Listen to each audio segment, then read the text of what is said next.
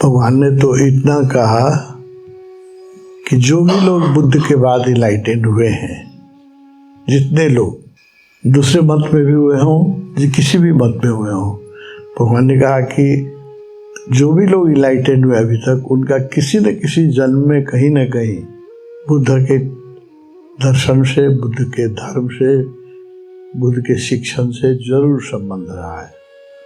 और इतना भी नहीं कहा, इतना भी कहा कि जो भी लोग इनलाइटेंड होते हैं उनका एक न एक जन्म जरूर हिमालय क्षेत्र में, तिब्बत, नेपाल, सिक्किम, भूटान, ये जो हिमालय का क्षेत्र है, एक न एक जन्म उनका जरूर हिमालय क्षेत्र में होगा, तभी कोई बुद्ध हो सकता है, इनलाइटेंड हो सकता है। ऐसा कहा भगवान ने। इतनी गहरी दृष्टि और बहुत प्रमाण दिया। जीसस 12 साल की उम्र में यरूशलेम से, अरब से वो अदृश्य हो गए।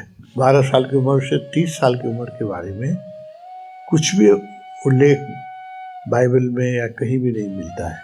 18 साल कहाँ रहे? फिर 30 साल के बाद है, 33 साल में तो मारे ही गए, 30 साल के बाद है बुद्ध के बाद। और जीसस का कार्य जो भी है वो 3 साल की कथा है बाइबल में, 30 से 33। तो 18 साल कहाँ रहे? अब इस पर और भगवान तो शुरू से कहते रहे, अब लोग मानने लगे हैं और लोग भी किताब लिख रहे हैं कि वो 18 साल हिमालय में रहे। 3 साल तो लेह में एक मॉनेस्ट्री है, 3 साल तो वहाँ बुद्ध जीसस ने साधना की। अभी भी हम लोग गए थे, वहाँ एक स्थान है जहाँ पर जीसस 3 साल तक ध्यान किए और बुद्ध धर्म का अध्ययन किया और बुद्ध मास्टर टीचर से ध्यान सीखा।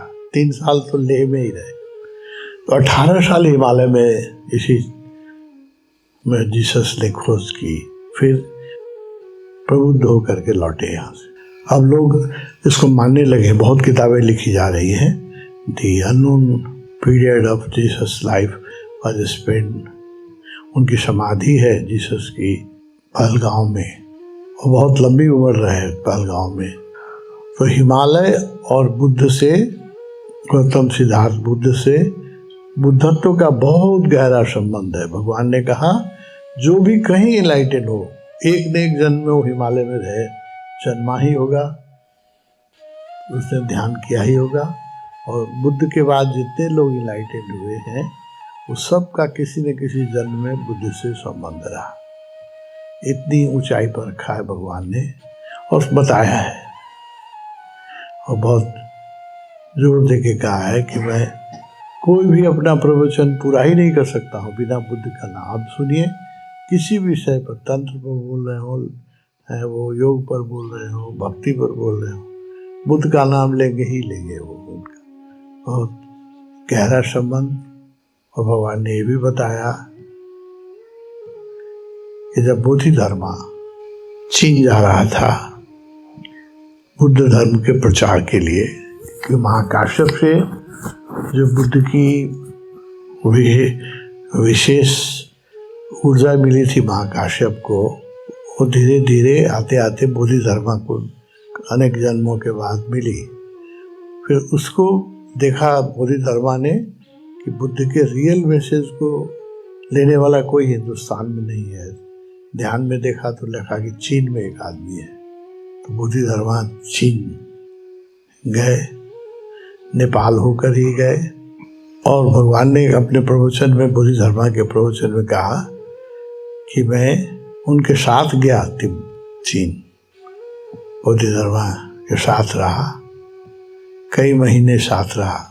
तो भगवान का बुद्ध से बहुत गहरा जो संकेत भगवान ने दिया है जगह जगह। भगवान ने कहा कि अनेक जन्मों में, मैंने एक जन्म में नहीं, अनेक जन्मों में बुद्ध को प्रेम किया है। एक ही जन्म में नहीं, अनेक जन्मों में बुद्ध को प्रेम किया है। और इसीलिए जो बुद्धिस्ट मास्टर हैं, सचमुच समझने वाले, वो सब ओशो को भी बहुत प्रेम करते हैं। जैसे कारमापा, दलाई लामा, ये लोग सब ओशो को बहुत प्रेम करते हैं। और उनको पता है अंतर अंतर संबंध का पता है। इसलिए लोगों को आश्चर्य नहीं करना चाहिए।